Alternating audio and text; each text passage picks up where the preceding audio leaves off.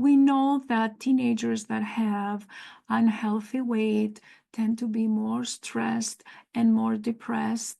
They tend to not like their body and all those things. However, there is also an inverse relationship on like what we are eating, how that affects the brain functions. And I'm gonna go into more details, and I will give you 5 main reasons that food selection can affect the brain and the mental health.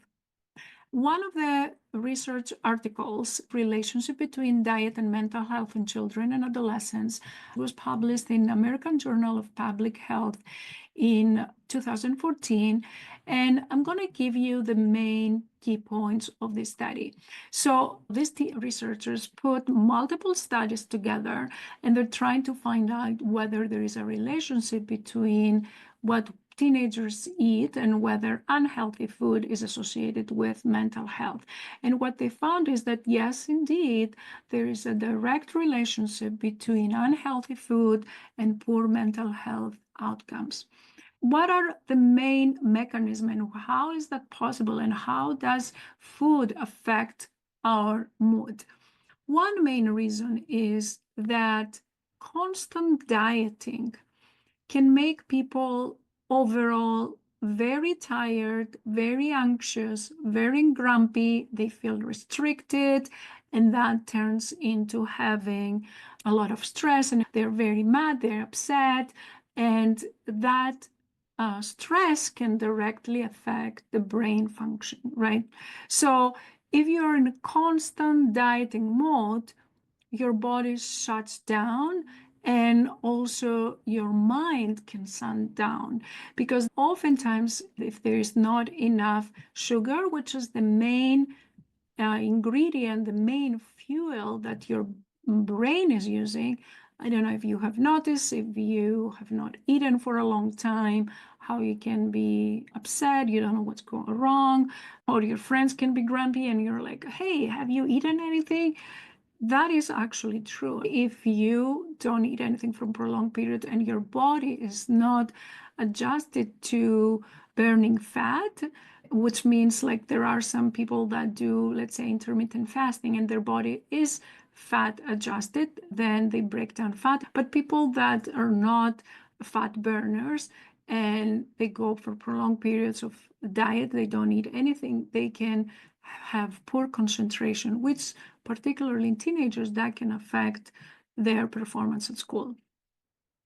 So number one is extreme dieting that can make you upset, and also prolonged periods of fasting that can drop your blood sugar. Another mechanism by which the food and the dieting in general can affect your mood is what I mentioned about the stress and the cortisol levels. When somebody is stressed for whatever reason, dieting and restrictive options can make you feel stressed. That increases your cortisol level. High cortisol levels can stop your body from burning fat. In terms of your mental health, higher cortisol levels have been associated with depressed mood and mood swings. That's why it is very important when we talk about a healthy lifestyle, we talk about regulation of hormones, particularly hormones that take into puberty. We already know there is high stress level because of going through all those changes in puberty, all these things that happen in your body, and that makes you uncomfortable. That creates a certain level of cortisol. On top of that, you add extreme dieting that increases your cortisol level, and that can make your brain feel more depressed. A third mechanism by which poor choices can affect your mental health is by directly affecting hormonal imbalances between the brain and the blood. In simple words, there's a substance that is produced in the brain called BDNF.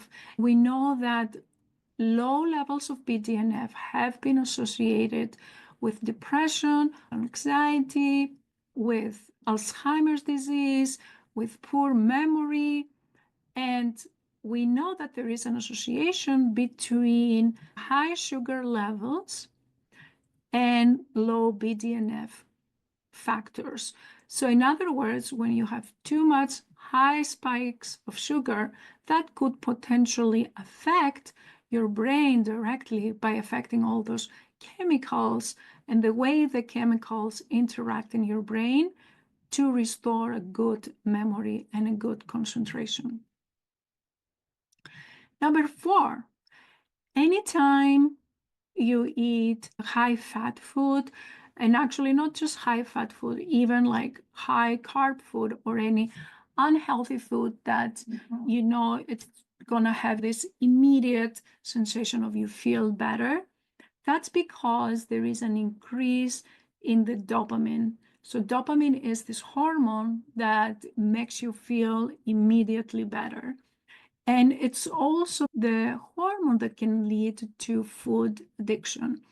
And therefore, because you feel this rapid surge of the dopamine, because you eat this high fat, high carb food, that makes you want to eat more of this food.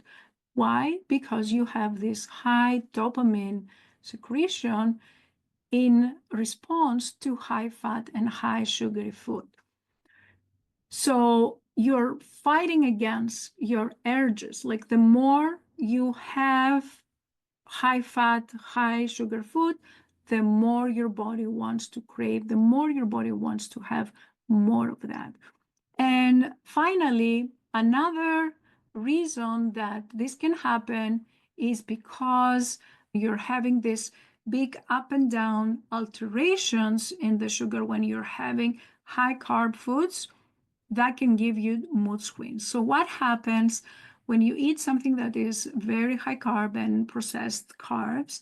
You get a huge spike of insulin that brings your sugar down, but it may drop it too much to a level that is relative hypoglycemia or relatively lower blood sugar than what it was before. So your sugar's up and down. Alterations of sugar because you're getting huge alterations on the insulin and the sugar, and the cycle continues, that can give you also mood swings. So now that you have a basic understanding of how food can affect your brain and how food can make you more depressed, can make you less concentration, can make you feel more moody, have less memory, the question is, can we do something about it, improve that? Definitely yes. Instead of going for those high carb processed foods, you can go for natural food that is not processed. You can go for whole grains. You can go for healthy fats that is not junk food. You can go for food that is healthy, that can improve not only your metabolism, but it can improve also how your brain functions. So you feel better mentally. And if you feel better mentally, you're also more likely to exercise, you're more likely to sleep better. And those are also additional benefits you get because both exercise and good sleep also help boost up your metabolism. So next time you put your food on the plate, you look at the options and decide whether that can affect your mood or not. And don't forget also that extreme diets can also affect your brain function by not getting enough of the nutrients and the vitamins and the minerals that are in healthy foods. For example, we know that your body needs enough magnesium, zinc, folate, and omega-3 fatty acids to feel better, right? So if you're not having food that is high in those minerals, then your body is not going to get those minerals, and that may affect your brain development. For example, food that is high in folate includes spinach, avocado, lentils, black beans, oranges, asparagus. And so if you're getting that, then you get enough, or which is also known as vitamin B9. What are foods that are in zinc? That includes chickpeas, cashews, oysters, Greek yogurt. So if you're not having those, then you're depriving your brain from this essential function. What are foods that are high in magnesium? Almonds, bananas, spinach, dark chocolate, peanut butter, black beans, whole grains. So if you're not getting enough of these foods, then you're likely to be magnesium deficient.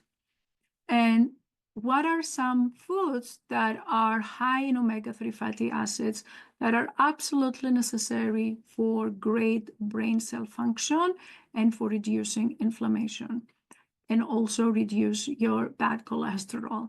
Salmon, tuna, chia seeds, flax seeds, walnuts are also foods that are high in omega-3 fatty acids. So choose what you eat carefully so that your brain functions better, and subsequently you can also feel better. That's all I had for you for today. I'll talk to you next week.